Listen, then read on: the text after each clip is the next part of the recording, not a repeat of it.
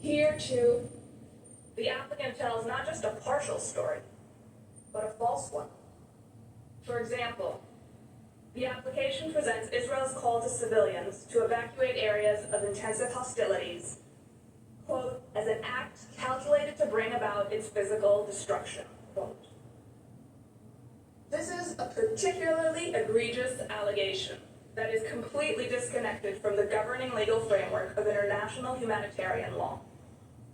Evacuation of civilians is recognized under international humanitarian law as one of the measures that may be implemented to protect civilians from the effects of ongoing hostilities. Indeed, such evacuation may even amount to a duty that the party to the conflict has towards civilians.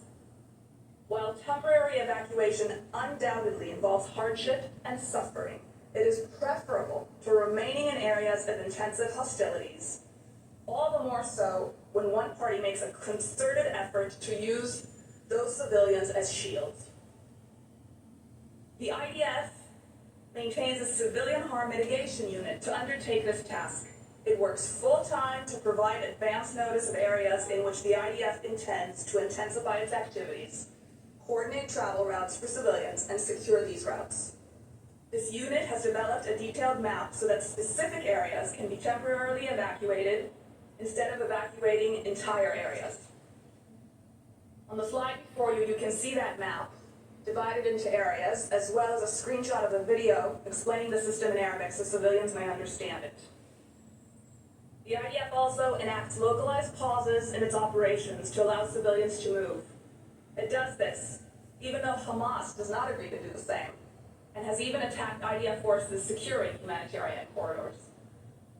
Excuse me, I have a request from the interpreters that you slow down the pace of your speaking. Could you please do that? Thank you. Yesterday, South Africa stated that the IDF gave 24 hours notice to civilians in northern Gaza to evacuate. In fact, the IDF urged civilians to evacuate to southern Gaza for over 3 weeks before it started its ground operation.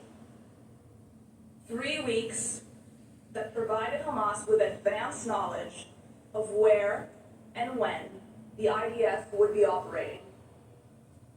This 3-week period for temporary evacuation is a matter of common knowledge, and the applicant's misrepresentation of this fact is at best an unfamiliarity with the events, and at worst, a desire to tailor its story to a pre-existing narrative.